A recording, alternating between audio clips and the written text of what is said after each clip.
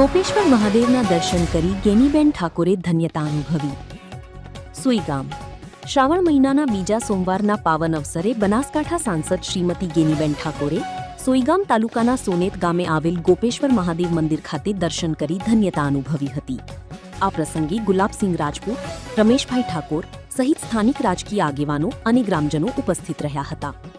સાંસદ ગેનીબેન ઠાકોર દ્વારા સાંસદ સભ્યોની ગ્રાન્ટમાંથી ₹5 લાખની રકમ શેડના નિર્માણ માટે ફાળવવામાં આવી હતી, જેના કામનું ખાતમુહૂર્ત કરવામાં આવ્યું હતું. આ ઉપરાંત મોરવાડા જિલ્લા પંચાયત સદસ્ય રમેશભાઈ ઠાકોર દ્વારા મોરવાડા ખાતેના ભાવેશ્વર મહાદેવ મંદિર પરિસરમાં ₹5 લાખના કમ્યુનિટી હોલના નિર્માણ માટે જાહેરાત કરવામાં આવી હતી. શ્રાવણ માસના પવિત્ર અવસરે મહાદેવના દર્શન કરી ગેનીબેન ઠાકોરે ભગવાન શિવના આશીર્વાદ લીધા હતા અને વિસ્તારના લોકોના આરોગ્ય, સુખાકારી તથા સમૃદ્ધિ માટે પ્રાર્થના કરી હતી. આ ધાર્મિક તથા વિકાસલક્ષી કાર્યક્રમમાં સ્થાનિક આગેવાનો અને ગ્રામજનોની ઉપસ્થિતિથી સમગ્ર વાતાવરણ ભક્તિમય બન્યું હતું.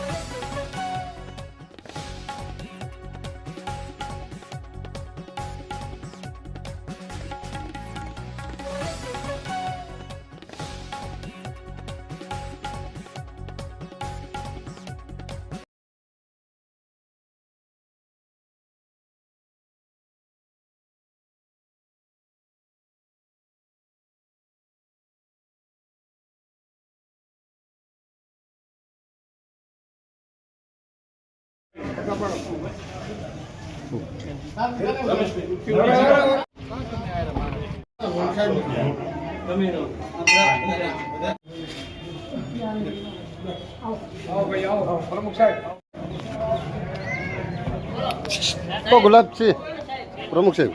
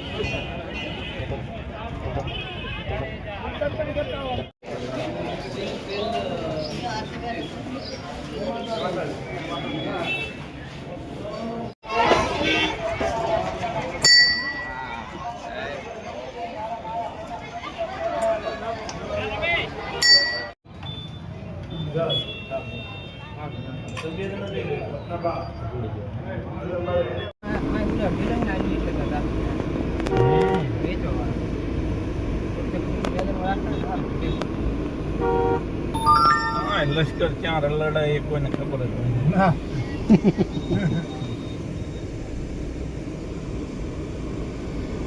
રમેશભાઈ ના કરાર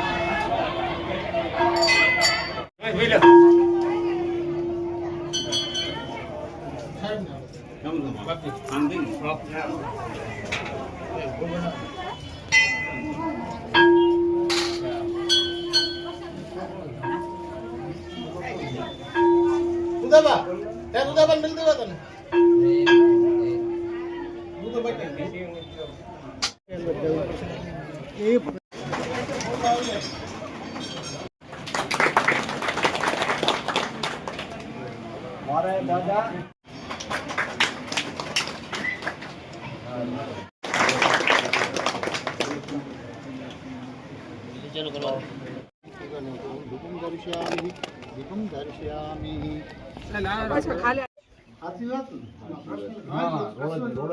ખાસ એ રીત છે.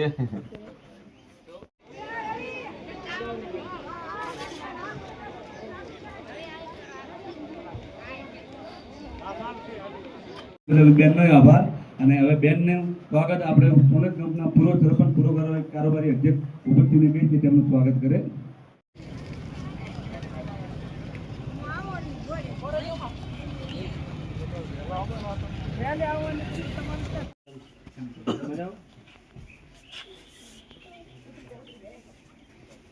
આશીર્વાદ ભવંતુ.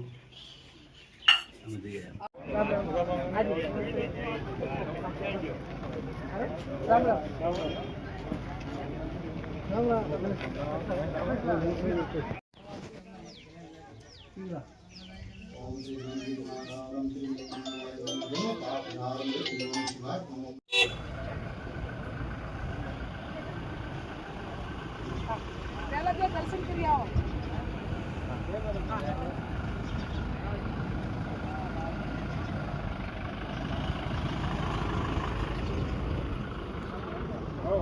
रूपं संस्कृता नमस्तस्य नमस्तस्य नमस्तस्य नमः ओम कोटि समप्रवादी सर्वकार्येषु सर्वशुभकार्येषु सर्वदा ओम पुष्पमालां समर्पयामि.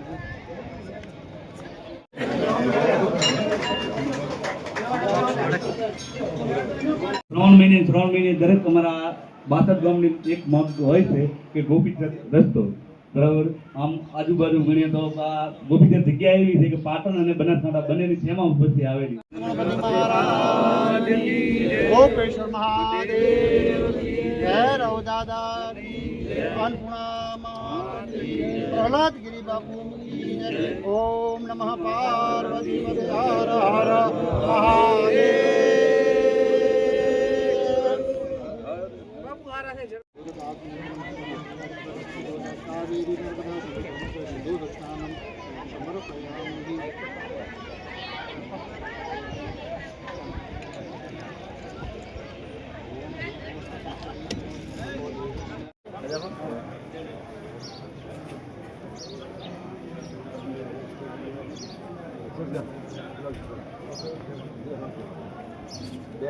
જય માતાજી. કેમ છો? તબિયત રેડી?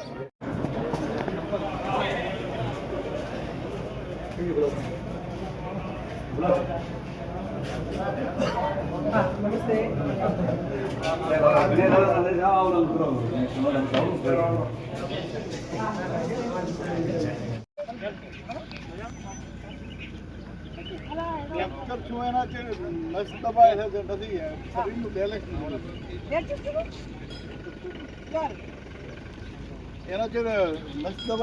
તમારા બાપુ બનતા રહે કે તમને 3 મહિને રસ્તો યાદ આવે પછી કેમ નથી આવતો. અને બધા કોંગ્રેસ ભાજપના બધા આગેવાનો પ્રયત્ન કરે છે પણ પરિણામ કઈ મળતું નથી. અને વળી પાછા આપણે દર ત્રાવની જેમ આ ત્રાવની પણ એની માંગ કરીએ છીએ કે આપ વળી આપણાથી સાથી મહેનત કરી અને આ રોડ મંજૂર કરાવો. હવે હું કેની બેનને કહીશ કે હા તો બનાસકાંઠા જિલ્લા કોંગ્રેસ પ્રમુખ એની ગુલાબસિંહને કહું.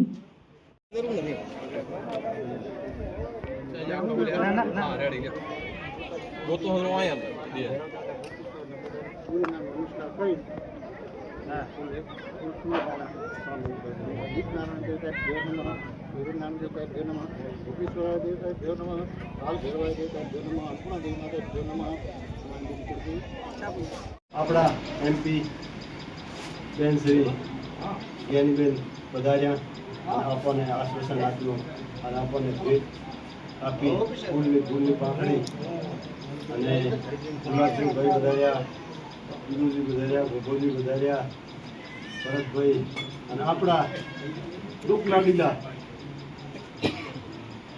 આમ તો અમારે ભત્રીજો છે બરાબર કાંઈ ડોક્ટરનો હા ડોક્ટર આપણું કોઈ કામ હોય દુધાજી હું એને કહું રમેશ મારા ગામના કે આજુબાજુના જાય તું ગોવિંદભાઈને કહેજે કે પૈસા ના હોય તો હેરાન ના કરે ના ફી ના માંગે તાર રમેશભાઈ કહીજે તાર સાહેબનો ખૂબ ખૂબ આભાર મારે તો ટોટલ ડૉક્ટરો રાધનપુર પાટણ મહેસાણા અમદાવાદ સિવિલ સુધી જોરદાર મેળાવી ગયો અને મને આ સિવિલની દવા મેળાવી ગઈ ને કે હું અત્યારે તમારા વચ્ચે ના પડ્યો બરાબર એટલે બેન અમારે તો શું છે વિવાહ માં પીરણી બરાબર તો પૂછે દેવરારા બરાબર પંચાયત થી લઈને પાર્લામેન્ટ સુધી અમારું છે પણ તો પૂછે દેવરારા અમારા ગંગારામભાઈ ગોપોદી કઈ કહેતા નથી અને હાજી કર્યા છે એ તો કરવું જ પડશે અને કરવું જ પડે બરાબર એટલે હું બધા ભાઈઓને કહું છું આ હરુભજી આવેલા છે હરુભજીને કાં કે ગાડીઓનો ડીઝલ બધું મારું અને અહીંથી 100 ગાડીઓ ભરીને વિધાનસભાને ઘેરો નાખવો છે જે થાવું થાય તો વચ્ચે તો પાછા આવશે નકા પરસ ભરત તિવારી ભગતસિંહ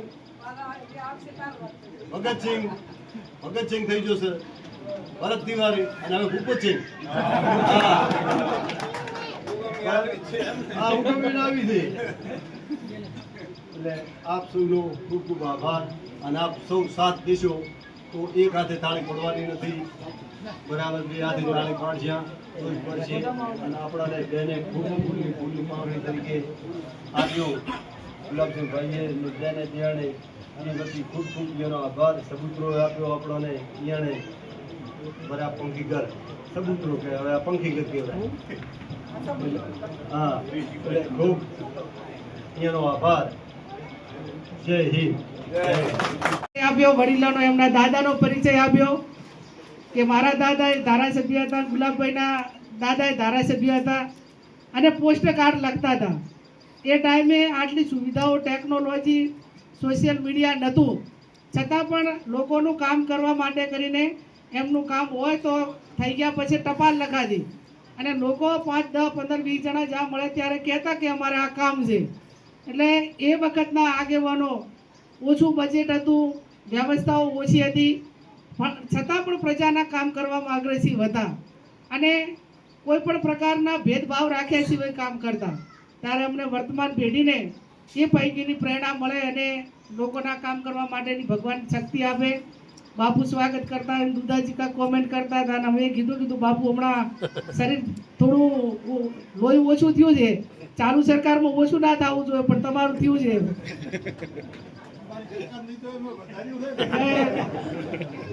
બાપુ કે તમને બધાને કોંગ્રેસ વાળા લોહી આલ્યો હું કીધું અમે તો હવે બધું સહન કરીને હવે આમ બધા મજબૂત થઈ ગયા એક આ બધાને મળીએ ત્યારે એક બધાના દર્શન થાય એક આમ રમૂજી આ એક આપણું જીવનશૈલી છે અને નિખાલસતાથી એકાબીજાના ભાવથી મળે આવું ને આવું કાયમ ભગવાન પરમાત્મા આપણા બધા વચ્ચે રાખે આજે આ શેડનું આમ તો અમે કીધું એમ કે જો રોડનું કરવાનું પ્રમ દિવસે જ આવ્યા હોય ને આજ શેડનું પૈસા ગ્રાન્ટે કહી દીધું હોય ને આજ ખાતમુહૂર્ત તો બાપુ રોડ અમારો થતો હોય ને તો અમારાથી હા જઈ ના પડવા દે જે અમારાથી થાય એવું છે એ તમારે પ્રમ દિવસે આવ્યા હતા આજ થઈ ગયું એમ રોડનું પણ જો અમારા લેવલનું હોય ભાઈ બાપુ તો કાલકું થતું હોય તો આજ જ કરીને એનો પાર મૂકીએ પણ જ્યાં છતાં ભલામણ કરવાની થતી છે એ ભલામણ કરશું અને મહાદેવજીને હવે પ્રાર્થના કરીએ અને એમની પાસે વિનંતી કરીએ કે આ રોડમાં સહી કરવાની છે ને એને સદબુદ્ધિ આપે ને એને આશીર્વાદ આપે અને એમને ભગવાનને પ્રાર્થના કરીએ કે રોડ કરવા માટે જે સહી કરવાવાળા છે એને મજબૂર કરે એવી જ મહાદેવજીને પ્રાર્થના કરી અને આપ સૌનો ખૂબ ખૂબ હૃદયપૂર્વક આભાર આજે શ્રાવણ મહિનાના પવિત્ર સોમવારના દિવસે સુરત મુકામે ગોપેશ્વર દાદાના મંદિરમાં પૂજા કરવા માટે, આશીર્વાદ લેવા માટે આપણા સાંસદ ગેનીબેન પધાર્યા છે. આ પ્રસંગે ઉપસ્થિત આ જગ્યાના મહંતશ્રીના ચરણોમાં વંદન કરીએ છીએ. અહીં બિરાજમાન સોનેત અને આજુબાજુના સર્વે આગેવાનો અહીંયા મોટી સંખ્યામાં ઉપસ્થિત છે. તો સોનેત હોય, કિલોના હોય, દુધોહન હોય, આજે છેક તમારે સાતલપુર તાલુકો અને હોયગામ તાલુકાના આમ કહેવાય મોટા ભાગના બધા અહીં દર્શન કરવા આવે. જેમ સરપંચશ્રીએ વાત કરી તો છેલ્લા 3-4 વર્ષથી અમે જ્યારે શ્રાવણ મહિના હોય ત્યારે બાપુ આપણે ત્યાં દર્શન કરવા આવીએ છીએ. ગેનીબેનની ગ્રાન્ટમાંથી આજે શેડનું એક ખાતમુહૂર્તનો પણ અહીંયા પ્રસંગ છે. અને રસ્તાની પણ માંગણી છે. ગેનીબેનમાં આવતું છે પ્રયત્ન બેન કરશે, ધારાસભ્ય વખતે કરતા અને સંસદમાં અત્યારે પ્રયત્ન કરશે એમની જે મર્યાદામાં આવે.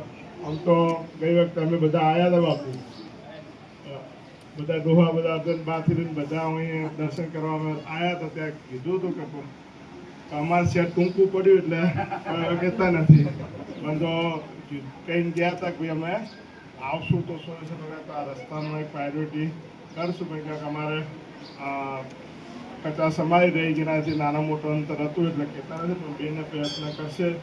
અને ખરેખર ત્યારે શ્રાવણ મહિનાની અંદર અહીંયા કોઈ પણ ભગત ગોપેશ્વર દાદાના જે માનનારા જે આવે એમને રસ્તાની તકલીફ છે.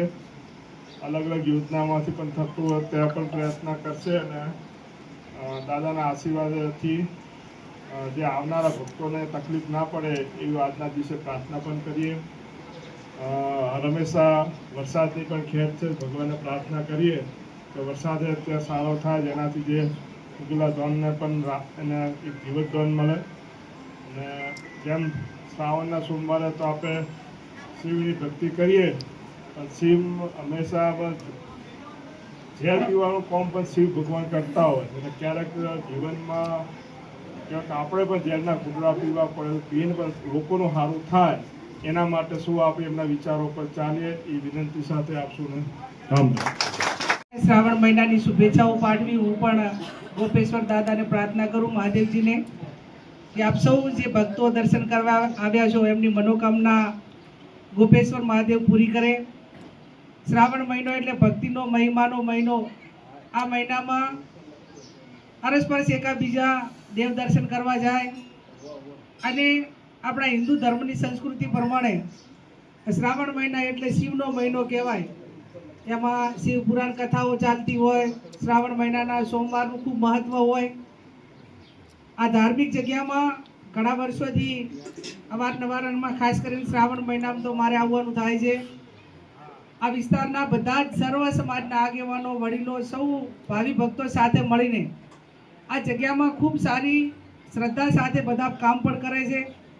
અને ગોપેશ્વર મહાદેવજીની કૃપાથી તમામ સમાજો હળી મળીને ભાઈચારાની ભાવનાથી રહે છે.